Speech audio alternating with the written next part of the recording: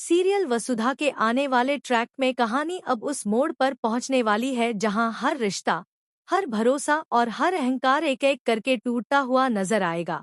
क्योंकि अब देव और नंदिनी का फैसला सिर्फ घर छोड़ने का नहीं बल्कि उन जंजीरों को तोड़ने का है जिनमें देव अब तक जकड़ा रहा। जी हाँ, देव नंदिनी का हाथ पकड़कर चौहान हाउस को हमेशा हमेशा के लिए अलविदा कहने वाला है और लंदन शिफ्ट होने का ऐलान करेगा।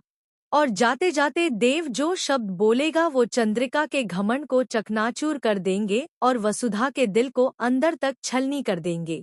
देव कहेगा कि मैं कोई खिलौना नहीं हूँ जिसे कभी माँ की मर्जी से घुमाया जाए और कभी किसी और की चुप्पी की कीमत चुकानी पड़े। मैं कोई कठपुतली नहीं हूँ कि मेरी जिंदगी के फैसले कोई और तय करे।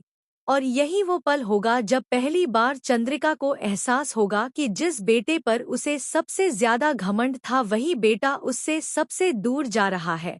और वहीं दूसरी तरफ वसुधा, जिसे यकीन था कि देव के दिल में सिर्फ उसी की जगह है, आज वही वसुधा देव को जाते हुए देखेगी लेकिन रोक नहीं पाएगी।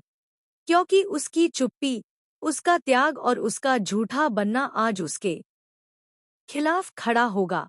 देव का यह फैसला किसी गुस्से में लिया गया कदम नहीं बल्कि सालों की घुटन, गलतफहमियों और साजिशों का नतीजा होगा।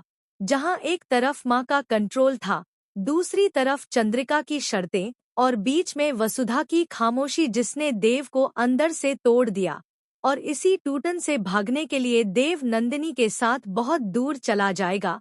नंदिनी जो बाहर से सच्ची मोहब्बत की तस्वीर दिखाती है, देव के साथ खड़ी नजर आएगी और दोनों मिलकर उस घर को गुड बाय कह देंगे जहां कभी रिश्तों की बुनियाद भरोसे पर टिकी थी लेकिन अब वहां सिर्फ शक और दर्द बचा है। देव के जाने के बाद चौहान हाउस सूना नहीं बल्कि शर्मिंदगी और पछतावे से भर जाएगा। चंद्रिका हर उस पल को याद करेगी जब उसने देव की भावनाओं को नजरअंदाज किया। और वसुधा हर उस पल में खुद को दोषी मानेगी जब उसने सच बोलने के बजाय खुद को गलत साबित करना चुना। और अब हालात ऐसे बनेंगे कि देव की एक झलक के लिए दोनों तरसेंगी, लेकिन दूरी इतनी बढ़ चुकी होगी कि आवाज भी वहां तक नहीं पहुंचेगी। देव का यह जाना कहानी का अंत नहीं बल्कि सबसे बड़ा धमाका साबित होगा। क्योंकि इसी फैसले के बाद एक एक कर सारे राज बाहर आएंगे